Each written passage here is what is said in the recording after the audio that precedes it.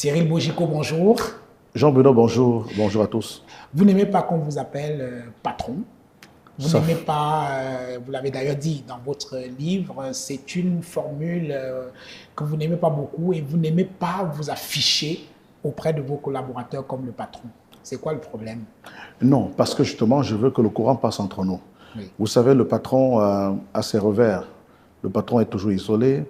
On attend tout du patron. Oui. C'est le plus intelligent, c'est le plus fort, le plus puissant.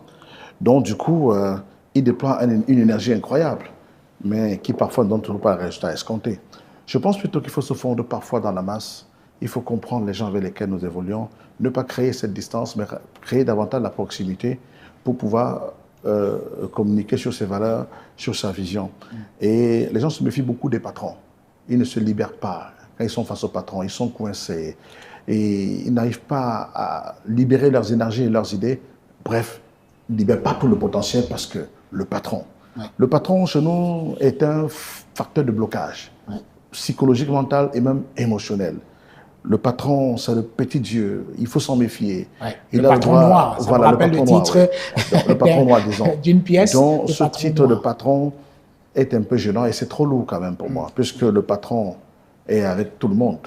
Il est dans l'action. Il monte pas, il ne dit pas seulement allons-y, il ne dit pas allez-y, il dit allons-y. Il ne dit pas faites, il dit faisons ainsi. Et ainsi, est-ce que je suis vraiment patron?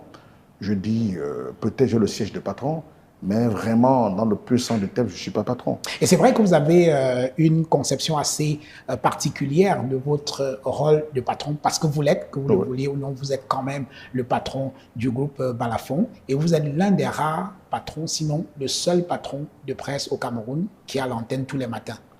Oui, parce que je pense que ma place est encore là-bas. Je pense que j'ai encore quelque chose à donner. Je pense que les concours de circonstances m'ont conduit à être à la tête de ce groupe de presse, de ce groupe de médias, mais ne m'enlève pas ma qualité d'animateur journaliste. Et vous savez, avec ces jeunes qui viennent tous les jours, que nous devons encadrer et puis employer, il faut leur montrer. Comme disait Paul Valéry, ne m'enseigne pas, montre-moi et je ferai. Donc, je suis là pour servir d'exemple. Je suis là pour vivre ce qu'ils vivent. Et je suis là parce que je pense que être un exemple à suivre, c'est être un exemple qu'on suit.